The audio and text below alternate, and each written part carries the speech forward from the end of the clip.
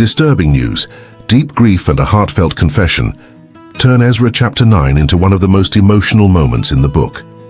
After safely arriving in Jerusalem with another group of exiles and delivering the treasures for the temple, Ezra discovers that some among the restored community, including leaders, have entered marriages that threaten the distinct covenant identity the returned exiles were called to preserve.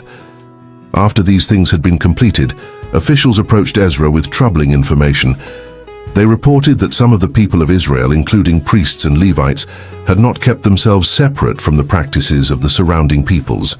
The report named the Canaanites, Hittites, Perizzites, Jebusites, Ammonites, Moabites, Egyptians, and Amorites. Some Israelite men had married women from these peoples and arranged similar marriages for their sons. The concern presented in the chapter was not simply foreign ancestry. It was Israel becoming entangled with practices described as contrary to their covenant obligations. Even more troubling, the officials and leaders had been among those leading the way in this unfaithfulness. When Ezra heard the report, he was devastated. He tore his garment and robe, pulled hair from his head and beard, and sat down appalled. Those who trembled at the words of the God of Israel gathered around him because of the unfaithfulness of the returned exiles. Ezra remained there in shock until the time of the evening sacrifice. Then he rose.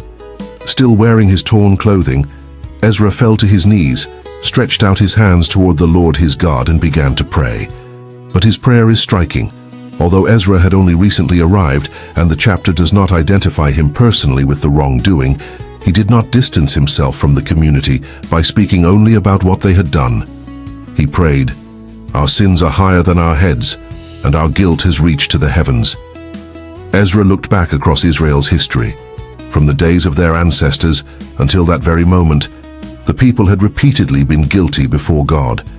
Because of their wrongdoing, their kings and priests had been handed over to foreign rulers, experiencing violence, captivity, plunder, and humiliation. Yet Ezra recognized that something remarkable had happened. For a brief period, God had shown grace. A remnant had survived. They had been given an opportunity to return, establish themselves again in God's holy place, and experience renewed hope after slavery. Although they remained subjects of Persia, God had not abandoned them. He had shown them kindness before the Persian kings, allowing them to rebuild the house of God, repair its ruins, and find protection in Judah and Jerusalem. That made the present situation even more painful for Ezra.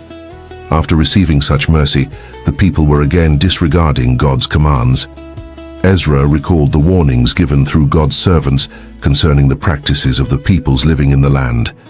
Israel had been instructed not to become joined to practices that would lead them away from covenant faithfulness. He acknowledged that the punishment Israel had previously suffered had actually been less than their wrongdoing deserved. Yet God had preserved a remnant. Now Ezra feared what continued unfaithfulness could mean for that restored community. His prayer ends without excuses. Ezra declares that the Lord, the God of Israel, is righteous.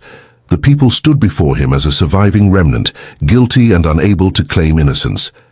Ezra chapter 9 does not end with the problem solved. Instead, it leaves us with Ezra on his knees. And that gives this chapter its practical challenge. When we recognize that something is wrong, genuine change begins with honesty rather than excuses.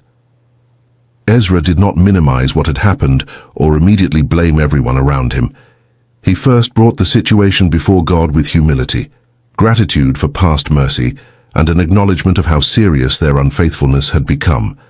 There are moments when moving forward requires us first to recognize where we have gone wrong. Restoration is not only about rebuilding what has been lost. Sometimes it also requires confronting the choices that could lead us back toward the very problems from which we have been restored. Ezra remains before God in grief and confession, but his prayer will soon affect the entire community. In Ezra chapter 10, a large crowd gathers around him in Jerusalem. The people weep, acknowledge their unfaithfulness, and face a difficult decision about how the community will respond, bringing the book of Ezra to a solemn and challenging conclusion.